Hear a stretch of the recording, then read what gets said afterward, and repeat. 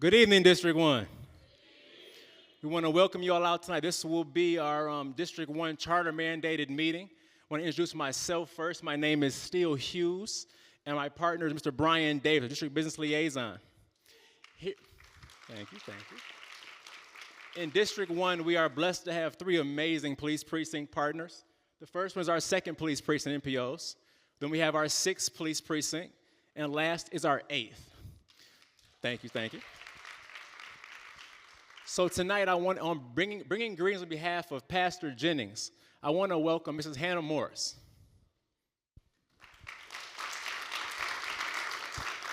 Good evening, everyone, and welcome to New St. Mark Baptist Church. I bring you greetings on behalf of our pastor, Marcus Jennings. Again, my name is Hannah Morris, and I'm the Executive Director of Abayomi CDC. We're a comprehensive community agency focused in housing and economic development and health and wellness initiatives for youth and families. And we're located in New St. Mark on the other side of the church in the Family Life Center. We manage our recreational facility, and we invite you to come back and see us. We have some resources in the back where we have information on our programming and services. So please come see us again. And I would like to open us up with a word of prayer. All heads bowed. Father God, we give you thanks and praise for allowing us to come together in this space, in your temple. Lord, bless the city of Detroit. Continue to keep us in your loving arms. Bless our governing body. Bless our mayor, all of our city officials and staff, and our residents of the city of Detroit. We ask that you be with us today in this meeting. Continue to watch over us, keep us blessed and protected, and I pray that everyone leave today feeling affirmed and empowered. In your precious name we do pray, amen. And I'll pass it back to Steele. Thank you, Ms. Morris. Just the way today is going to flow. It's no different than our usual community conversations. Respectfully ask your questions, your concerns, or share your comments. We will have in-person commentation on the microphone on your left-hand side or on your right-hand side. Now, the voice that will be coming to you next is Ms. Kim Tandy. She's going to explain, or Antonio Mora Mills. He's going to explain how the question and answer portion will work on Zoom. Thank you. For those joining us via Zoom, for public comment on Zoom, to make a public comment or to ask a question, please type your comment, question, or concern in the Q&A tab located in the taskbar. If you do not see the Q&A in the taskbar, click on More and then click on the Q&A tab and type your question, comment, or concern in the allocated box. Please understand that participants will not be unmuted to speak. All questions must be submitted via chat feature. Thank you. Thank you. And at this moment, it's my absolute honor to welcome our mayor to District 1, Mr. Mayor Mike Duggan. Well, thank you, Steele, and thank you for being here tonight. This is my 91st community meeting. Most of you have probably been at them before, but if you haven't, we go out to each district. It's a chance for you with the resources fair if you had individual problems, to have people from the city department solve those problems so you didn't have to wait for questions if there was something one of the departments can do, and it's a chance to get your questions answered. So we have microphones on both sides. We will alternate questions in here with the questions online. We'll go back and forth one at a time. If you don't have a question and you just want to talk, you have 60 seconds to do that, and then we'll go on to give the next person the opportunity. So whoever would like to speak, well, folks with the microphones, raise your hand. Okay? So you can line up on either side, or do we have anybody online? Nobody's online. So let's have the first person come up and tell us your name and what neighborhood you're from. Good afternoon. My name is Shannon Ramsey, and I am in the Rosedale Park area. I just purchased a home in 2021, and I just wanted to First of all, I want to thank the Detroit Water and Sewerage for getting my water situation addressed within, it took 6 months, but it's done, and I'm hoping I don't have to keep bothering and calling because I had some water issue in front of my home. I'm new. So my next issue is... hang on, but they got it straightened out. Yeah, so thank you, Detroit Water and Sewerage, for that. All right, so Gary Brown's off to a good start. He'll like that. Go ahead. And what's next? My next issue that I'm trying to tackle is I was told I'm in a historical home, Right. and I want my upstairs, I'm up in the bungalow, my room is in the bungalow, and I would love my windows replaced. I tried to do a packet back in 2021. I'm trying to pay for it myself, that's fine. However, a packet came to me, and it was a lot of information. I sent it in, and I was told it was incorrect, and I really want to redo it again. But I just wanted someone to kind of walk me through the steps. So you need the Historic District Commission to approve the look of it. Is that what you're saying? Yeah, it was just a big So packet. Alexa Bush is right here. She's our planning director and oversees them. Alexa, would you please go? And I've dealt with a number of people who had it. It's a complicated process, right? Alexa, you're going to have the woman in charge going to take you through it. All right, thank you. Anybody on this side? Good afternoon, Mr. Mayor. How are you? There wouldn't be a meeting without you. I know. I'm going to try to do better. I'm going to stop stalking you. I'd send somebody out on a wellness check if you weren't here. Okay. I love you too, Mayor. I know you do. Again, I'm Jennifer Williams. I represent the city of Detroit. I'm a ride or die. This is where I was born. This is where I tend to my bones to rest. But why I come to you today, we had talked before. Some of your staff has got in touch with me to try to help me with those situations that we discussed at your last meeting. But what has happened to me since then, I've had 3 funerals in the last 3 weeks. I've buried 3 family members. It just got by me with tax time. So I'm here again, like I always keep bringing you these millions of taxes that I pay in full all the time. But it was the deadline I'm looking, was August the... Ms. Jennifer, what would you like me to do? I want you to just waive that. I'll pay the full right now. I'll write a check to you. Okay. Just waive those fees. Who in this room can help work that out? Is that the county treasurer or is that us? Do we have somebody here from the city treasurer's office? Go ahead. Can you help Ms. Jennifer out? I'm Valerie Agoli. I'm acting deputy CFO and treasurer. I'm not sure, frankly, what authority I have to waive penalties and interest, but we can look at it together to see what options there are. All right. So I'm going to put a lawyer in charge. Conrad, would you please help Ms. Jennifer? And let's see if we can do better than that on an answer and see if we can work it out. All right, so you now have Conrad Mallett, former Chief Justice of the Michigan Supreme Court. If he can't find a legal solution, nobody can. Okay. All right, he's now your lawyer. Okay, Mr. Mayor. He won't give me the mic so I can say what I got to say. Okay, go ahead. Give me the mic. Okay, Raise your hand, sir. Go ahead. So what I'm trying to say is I called to the office today to pay these bills and explain to them what was happened. They talked to me, just the lady on the phone talked to me so ratchet, put me on hold for 35 minutes. Her response to me is, we can't help you. That's not what she's there for. She's to answer the telephone. Okay, so I'm going to get you a lawyer, and we'll go from there. How's that? I thank you so All right. Go ahead. Tell us your name, what neighborhood you're from. Hi, I'm from the Schoolcraft Association, SIA.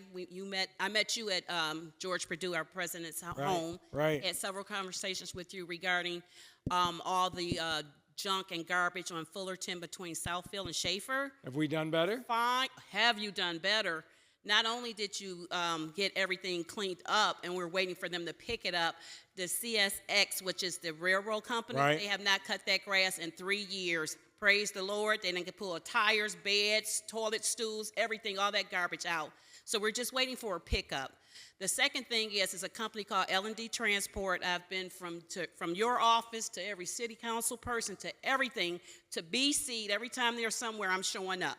It's a company called L&D Transport located across the street from my home. I live on Whitcomb Street between Glendale and Fullerton. 10 seconds. That company has been a thorn in my side for 6 years. What would you like us to do? They are not abiding by the rules and the laws of a residential area.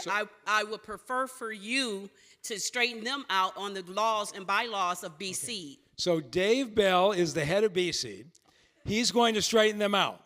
I want to go back to the first question, though. Are you waiting? Are we getting this picked up as quickly as we should along Fullerton? So Ron Brundage is going to get out tomorrow and pick it up. I am really glad we got it cleaned up. Did Steele do that? Well, Steele. Oh yeah, that's my right hand man. You got that done? Oh, he is. You got it cleaned up and didn't get Ron out to pick it up? He in the second precinct has been very diligent. All right. Helping me because I've been calling every day on everybody's back. I'm tired of the mess and the garbage that they throw in our backyard. It looks a mess over there. I'm really glad to hear we got it clean. So Ron is going to get it picked up, and Dave Bell is going to go visit your neighbor. How's that sound? All right. Who we got on this side? Go ahead. Good afternoon. Good afternoon. I thank everyone for coming, Mayor Duggan. And we appreciate your service to our beautiful Detroit community. But I have a couple of things that I'd like to present. I'm the president of Berg-Lasher Community Association. We have 1,400 houses and roughly 100 members to come out. But our area concern is right there at Grand River and Lasher. There's drivers are not supposed, coming south, they're not supposed to make a left turn, but people are doing that. I don't understand why when they redeveloped that area, they didn't take those bricks and take them separate. So that's a very busy area. People can come and stop. 10 seconds. And then the people can go around them without causing any harm. So I may have just assigned Ron elsewhere because we need him to answer this question. Ron, we need dual duty on you right now. So it's a left turn from Grand River to Lasser. You're saying that they're making illegally? When you're coming south on Lasher. South on Lasher. Then at Grand River, you can't. Nobody can go around because they got an extended sidewalk on both sides, and that needs to be removed so people can go around and it won't stop. And the second thing is people are... And I'll get to the second thing. Ron looks like he knows what you're talking about, so go ahead. So the Grand River Lasser intersection, that's part, obviously, of the streetscape project that MDOT did back in 2020. And you're right, as part of that project, they widened the sidewalk at Lasser. So if you're coming southbound on Lasser approaching McNichols, you're right, everybody has to get into that one lane. And right now, MDOT doesn't allow the left turn from Lasser on the Grand River. So what we're doing right now is working with MDOT to see if we can get them to safely allow for that left turn to occur. I'm very familiar with what you're referring to. So with that, if we got MDOT to go along with that, would that solve your problem? Yeah. Okay, so we're going to push MDOT. It's their decision, but we're going to push them, but we're on your side. Go ahead. What's your second issue? Second problem, Mayor, is going down some of our streets, and I don't know what can be done. People are speeding, even with the speed hump. They're not stopping.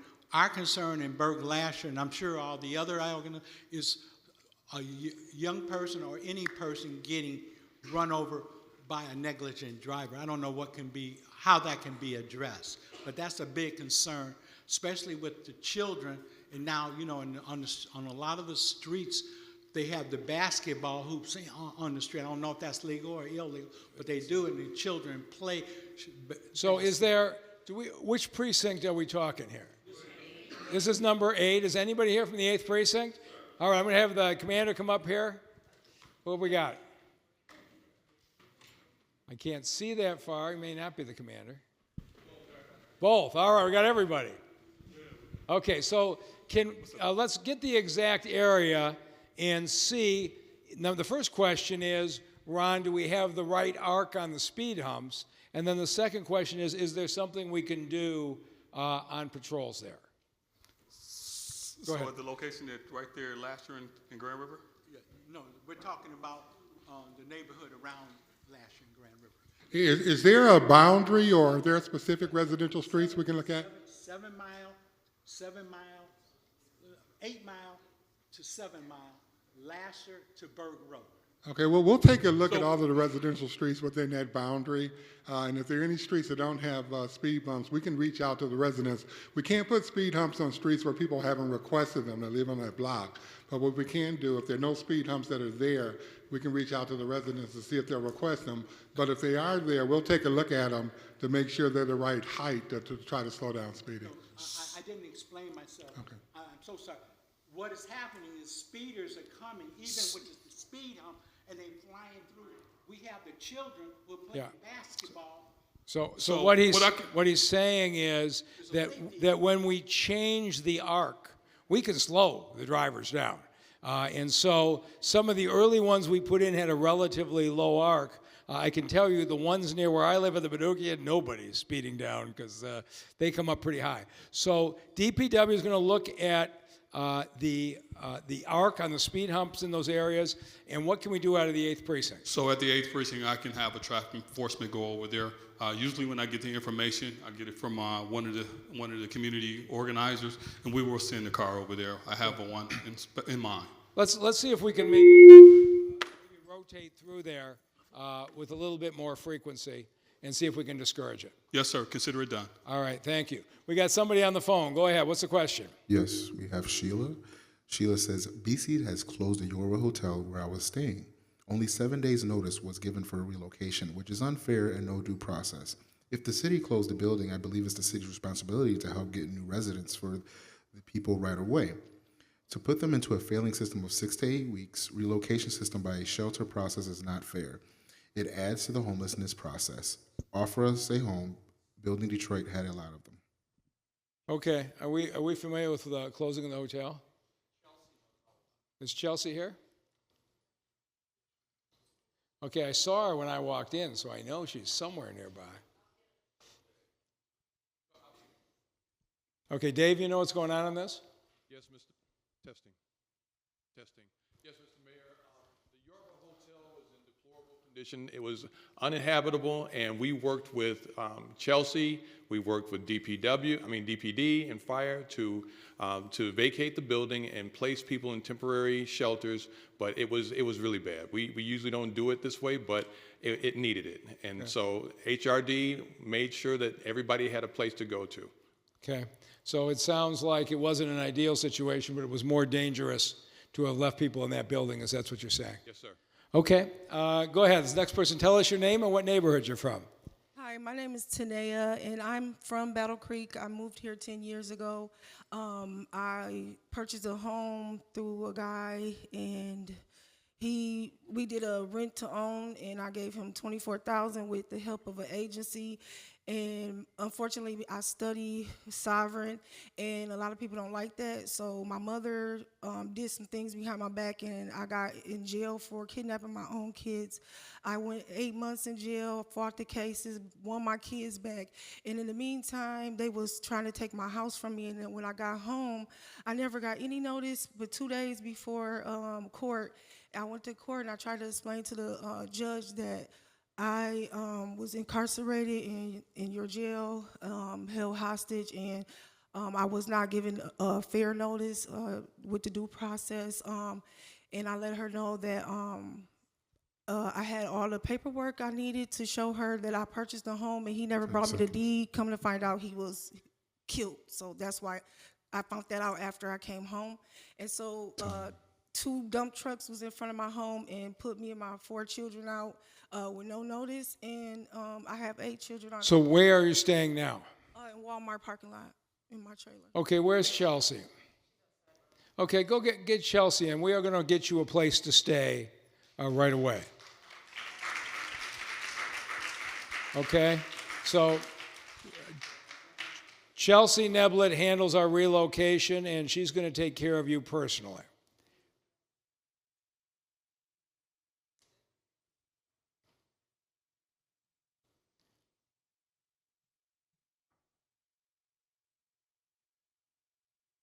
And Malia, is Malia back there too?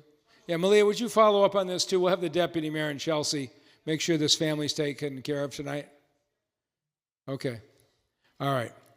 We've got the A team on it. Okay. Whose turn is it over here? Tell us your name, what neighborhood you're from. Brother Cunningham, and this is my neighborhood. All right. Glad we came to your side of town. District 1, and thanks to the old deputy mayor and yourself for assisting. A year and a half ago, it flew by. So as I go around the city and I hear people in my taxi cab or outreach vehicle, the problems that people are having, lately the Woodward, been 45-minute waits, our way to a young lady, it's been slow and I was kind of reluctant, but the Holy Spirit in me was like, give her a ride home. She had waited about an hour, and her and her baby. I put it on my Facebook page or whatever. She was very grateful. Just curious, what in the world is going on? The Woodward, the Grand River, and the Jefferson was a pilot, and that's even, and then also the question about paratransit. I give out bus tickets. Is there any way possible someone can donate rides at $2.50 one way for paratransit? Is there any way that you can get to the bottom of how an agency or a person could donate the $2.50? Because I notice when I'm riding around the city, folks with walkers and canes and things are waiting on the fixed line route. It's only 50 cents for 4 hours on the fixed line, but to take the paratransit is $2.50. And to everybody in here, that sounds like no money, but when you're poor at the end of the month, you know. Okay, I'm going to let Robert Kramer answer both those questions. Robert Kramer, Director of DDOT. Good evening, Brother Cunningham. So you had mentioned before the second question first, and so we are going to look and see what kind of options there could be. We use a software called EcoLane to book those trips for paratransit, and then the operators provide them. So we are going to pursue and see. We don't have any answers yet, but to see what the options would be if someone wanted to sponsor a ride, essentially, is what you're asking for. And then when it comes to the service, we have had a rough summer. But we've been seeing the buses availability come back. This week we had our best week since the end of May, and so we are seeing the missing buses that are from that service creating those delays are back on track. Our on-time performance is back past 70%, and so we think we're very close to being back to full service. But we appreciate people's patience. Mr. Mayor? Yeah. One idea that I had in regards online and also when they call in to reserve their trip. Yeah. If it's a company that's sponsoring those trips, Yeah. maybe a little tiny little commercial for them. Your trip was sponsored by, or Looks like Brother Cunningham wants to join your marketing team. But I think you should have a conversation about this. Okay, let's see. He's not just asking to give it away. He's coming up with sponsorship money for you. So Robert Kramer is the guy who got the donations on the People Mover. If you see the ads on the side, we give free People Mover rides because the sponsors paid for it. So this guy is the master of figuring out how to get sponsors to help, so the two of you should do well together. Okay? All right, go ahead. Tell us your name, what neighborhood you're from. My name is Martin Gonzalez. I'm from Brightmoor. I've been trying to get a meeting, and I've been trying to respond to being under attack for 3 years. This is the rattling of the bullets taken out of my wall. 30 rounds were taken out of walls on my block out of 6 different properties. 5 properties have been firebound by the same individual who happens to claim to be the nephew of Frank Simone, the prosecuting attorney. Funny thing is, Frank Simone was also the person who represented the land bank when taking my family home in a historic district, which is directly next to the Hotel Yorba. Just happened to, like, those threads happened to come together this evening. Now, I have helped Mr. John George since the early 2000s. In fact, the house in which the person who was attacking my block resides, I rehabbed Katrina victims in 2005. Let's stay on the subject here. What is the police saying relative to the investigation? Commander Lever won't walk 10 minutes in my moccasins. Okay, so Commander, have we investigated these claims? Go ahead. Arson is handling it now. My captain just got an update from them yesterday, in which Hang on, let's speak into the microphone so everybody can hear you. The arson investigation is under investigation by arson. The case should be resolved shortly. We anticipate a closure in the case. As far as the walk, the commander. Now, I'm interested in the shooting into the houses. Are we on that investigation? So that's an older case, and yes, we have looked at it. I don't know the exact outcome of that one, but he has like 20 of them, sir. So I can take that information. Hang on, 20 what? He has about 20 reports, and we have addressed them all. So I don't know exactly which one he's talking about. You're saying 20 reports of shooting into a house? No. Okay. No. He has about 20 police reports with him and his neighbor going back and So, you got a feud with a particular neighbor? Yes, you and Mr. Greenfield.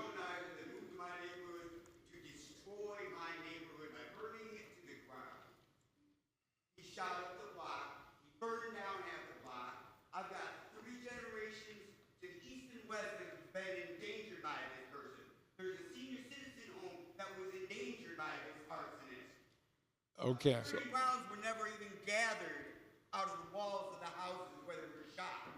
We're not going to talk about bullets. We're not going to talk Okay. about the shooting. So I'm going to ask. Okay. No, that's not true. So That's not true. I'm going to ask. It sounds like we have a dispute between two neighbors. You're not satisfied with the precinct. I'm going to ask Assistant Chief Fitzgerald to look into this and review this to make sure we're doing everything appropriate. Okay. Go ahead. Tell us your name, what neighborhood you're from. My name is Jetty Wells. I'm the president of the CNBC Block Club, which you've visited many times, and I want to thank you for your service. I have one complaint, well, maybe two. Okay. The first one is something that I brought to you the very first year that you were in office, and that is this very distinct odor and smell at the corner of 8 Mile and Berg, and behind the property that runs down Cherokee Street West. Okay. We talked to a young lady, I think her name was Valencia. Right. At some point. There was an issue that it might have been coming from the sewers. Right. I remember that. Well, we still have that problem. Okay. It's still ongoing. I have turned all my information over to Brandon Whitfield, along with State Rep Lori Pahutsky. We also turned over information from Wayne State that indicates that there is some contamination underground there. 10 seconds. So I just would like to know. So who's the last person you talked to from the city on this? Yesterday I spoke with Mary Sheffield because she was. Okay, well, you can talk to her in January. But I was thinking, who at the Detroit Water and Sewer Department right now? Brandon Whitfield from Tate's office has been the one who has been handling that. Go ahead. Sam, are you up on this? No, but we will investigate it tomorrow morning and find out whether it's ours or GLWA's or something else. So I went down this road years ago, and we spent a lot of time at it, and I thought it had gotten better. No. But we did have jurisdiction issues and the like. But let's see if we can grind away at this and see if we can solve the issue. Did you have a second issue you wanted to ask about? Yes, I did. It kind of goes along with President Troop over here about the speed humps. We were one of the first communities that had those, I call them flat things, right. Plastic things. Right. Let me tell you, I've gone out and laid down on the ground and took pictures of them and sent them in, and they're flat. Right. We have large cement trucks, the ones that took the sidewalks and replaced them, running over those. So now they're flat to the ground. And I've asked for asphalt. On what streets? Cherokee. Cherokee between? Berg Road and the dead end. Okay, so Ron is going to be on that. The reason we only did those flat ones in some demonstration areas, we wanted to see how they worked. And over time, we found what you found. So Ron has been going through the city moving to asphalt. And if you show him where in Cherokee, you'll get him out there to take a look. Okay, thank you. Go ahead, tell us your name, what neighborhood you're from. Hi, my name is Elizabeth Anderson. Actually, I am from Sharon, Pennsylvania, but you would have to hear the whole story, and I only got a minute. There's several questions. My first question, I've been waiting to get this opportunity to thank you for bringing Cure Insurance, who has ruined my life, henceforth why I am on. And I want to know why you're ducking the public as to what you're doing about these people that you brought here and pushed on the people that's not paying any claims. And how much did they donate to your campaign? Secondly, I want to know what your plan is since the federal government snatched some of the money for the police officers. Everybody's expecting these police officers to do a job, and there's not enough of them to do it. Thirdly, I want to know what your plans are for the area of Wyoming up that way, because I personally have started collecting school supplies for Barton Elementary. God gave me a vision to adopt a school, and I have received blessings from coworkers, families, and I'm still collecting. So why is it that y'all building all these recreation centers and stuff, and the schools don't have what they need? Barton is like this forgotten school. You would think that school is closed. And I'm on my way. I'm going to attend a school board meeting to find out why y'all pick certain schools on the first day of school to have bands and all that crap, and Barton, schools like Barton is forgotten. Okay, so yeah, I can tell, but in Michigan, the mayor and the city do not run the schools. So there's an elected school board that makes those decisions as to which schools get which resources and the like. The question, okay, hang on, I'm trying to go, what was this? Okay, so on if you haven't, okay, so. Okay. So let's. I'm going to be clear on what a mayor does and what a mayor doesn't do. And CURE is licensed by the State Department of Insurance. There are a number of claims filed against CURE, and the State Department.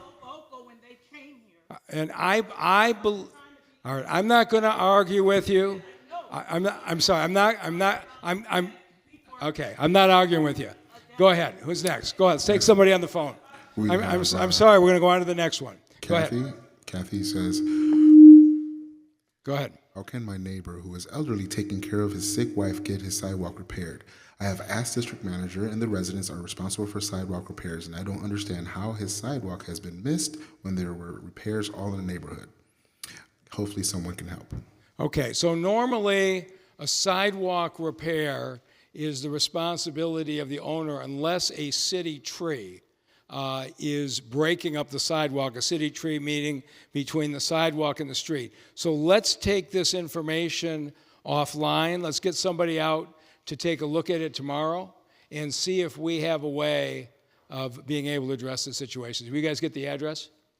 Okay, go ahead. Tell us your name and what neighborhood you're from. Hello, my name is Brittany Brown, daughter of Pamela Brown, Schoolcraft District. My complaint is with Dynamite Construction on 96 in Greenfield. They have so much debris that just blows. I mean, blows. I recently got out of a wheelchair, and when I would try to get my roll down the street, I would roll over rocks, pebbles, the dust just comes at you. I'm asthmatic, so it bothers me. They won't comply with anything that we complain about. Okay, so I'm going to Dave Bell, the head of BSEED. Have you been out on complaints on this, Dave?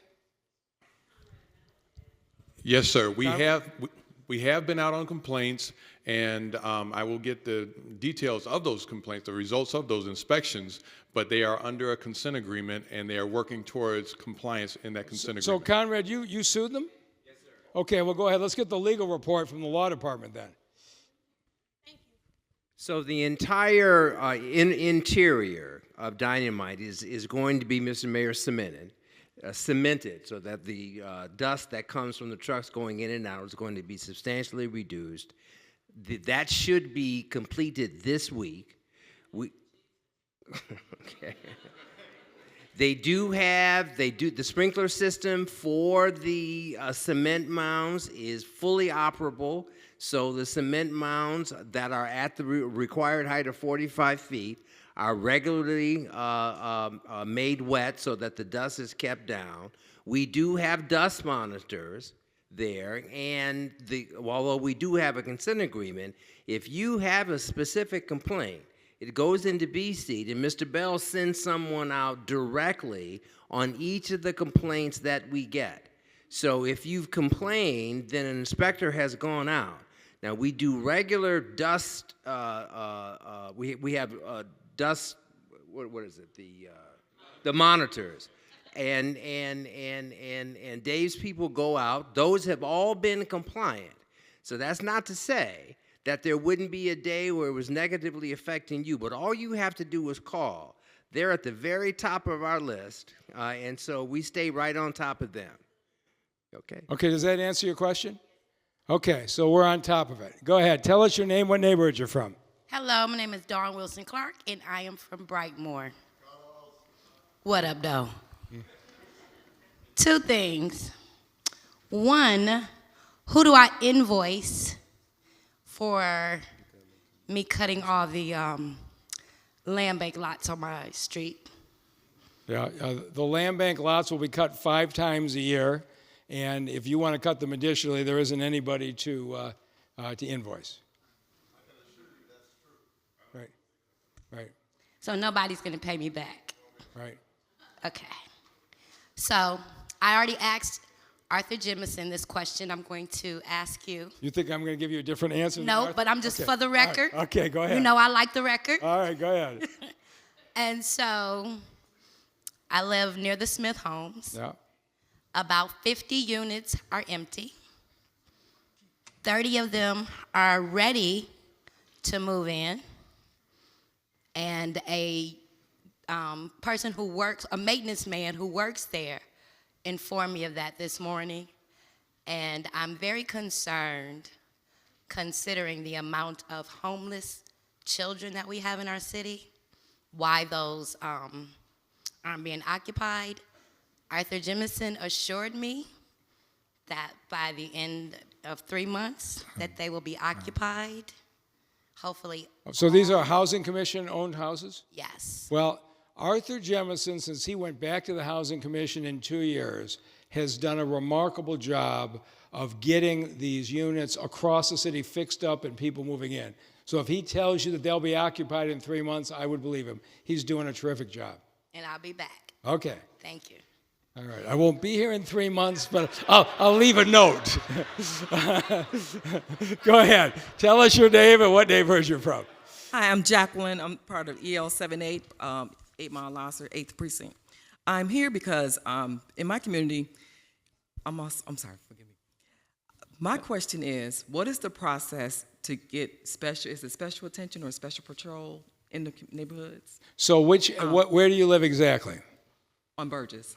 Okay, The issue is we've been having an increase in the number of individuals who've been in our community playing loud music, mostly sexually explicit music, a lot of profanity. You can hear from 7 Mile to 8 Mile. And oftentimes this occurs on the weekend. And we have been calling to request special attention or special patrol. I always get it incorrect. And we're told. Have you talked to your neighborhood police officer? Yes. So, again, is this 8th Precinct? 10 seconds. Okay.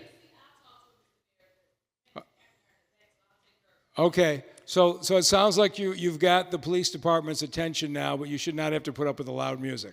Go ahead. You look like you have something else on your list. Yes, 2 other things. Go ahead. Now, I also have issues with, and I've been calling the City of Detroit Environmental about individuals who put out their trash can, overflown trash cans and garbage all over the place. It blows all throughout the community. Oftentimes, the trash collector pass it up on our collection day because it's overflown. And therefore, it's a continuous process. And we've contacted the City of Detroit several times about this, and nothing's been done. So let me stop you there. Where is Steele? Are you aware of this issue? No. I was solving an issue back there I did not hear. I'm sorry, there's an issue with trash collection on what street? On Burgess. And saying that people are leaving things overgrown, overfilled trash cans, trash and the like, non-compliance. Have you heard this before? I have not, but I'll take care of it tomorrow. Okay, so have you met your district manager? I have, and he helped me with another situation. Okay, he's going to help you with this one too. Okay, so whether it's enforcement or whether it's the collection agency, Steele will help you work through who it is and help solve it. Go ahead, what's your next one? I also have a recommendation or suggestion, because oftentimes on the weekend when we have issues, we hate to bother call 911 for these type of matters, because that's why we should have a neighborhood police officer. Right. Is there any way in which you consider getting neighborhood police officer to work to service the community? So here is the way it should work, is you should be able to talk to the neighborhood police officer, tell them when you're having the regular problem and have attention. They should pass that along and have attention from the precinct. So the answer is not for the neighborhood police officer to come in on their day off. The answer is for the neighborhood police officer, make sure the precinct knows what your needs are. And it's also important that your district manager knows that. And Steele might not come in on his day off, but he will also make sure. So let's make sure that the issues that you have, you know who the NPO is to talk to, you know who the district manager is to talk to, but the NPO should be managing your issues by informing the precinct. Does that make sense?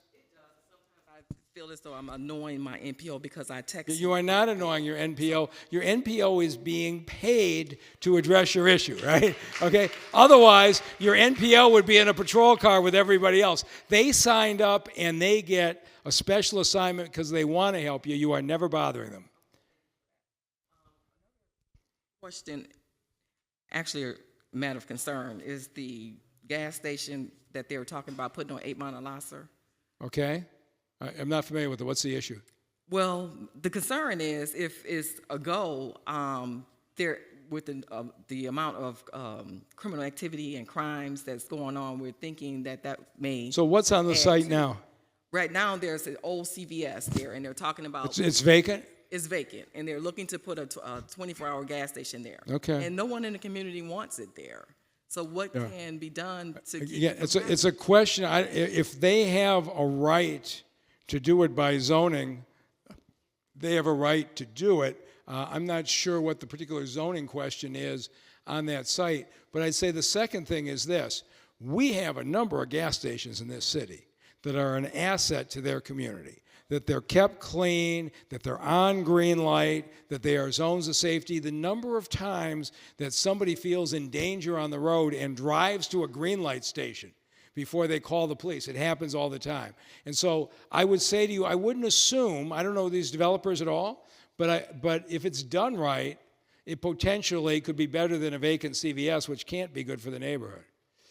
All right, but do we know, is Alex or somebody here would know offhand?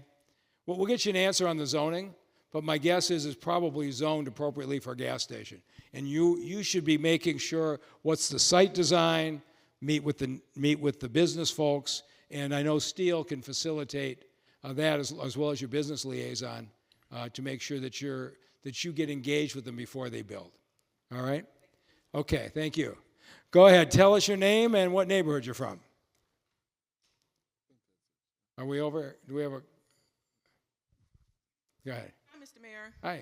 I would just like to piggyback on what the young lady just said, because I was actually the one from Berg-Lasher Community Association, I'm Tanya, who went down to the BCA zoning appeals meeting.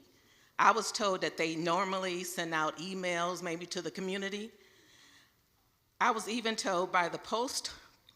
BCA meeting for the gas station? For the gas station. Okay, go ahead, I'm with you. Right. And once there, to me, they pretty much just kept addressing me singular, not the community, but it was the whole community that was appealing, not just me, but they kept asking me questions like it was personal to me, which was to me incorrect. And I've talked about trying to get the zoning laws changed. So you're educating me. What did the BZA do at that meeting?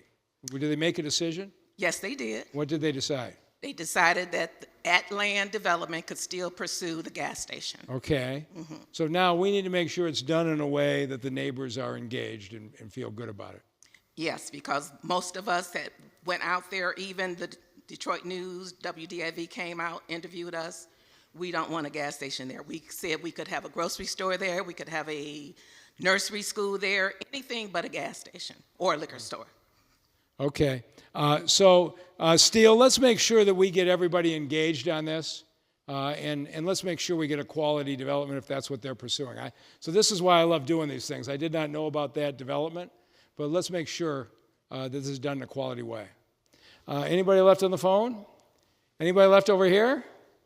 All right, thank you all very much. Have a great night.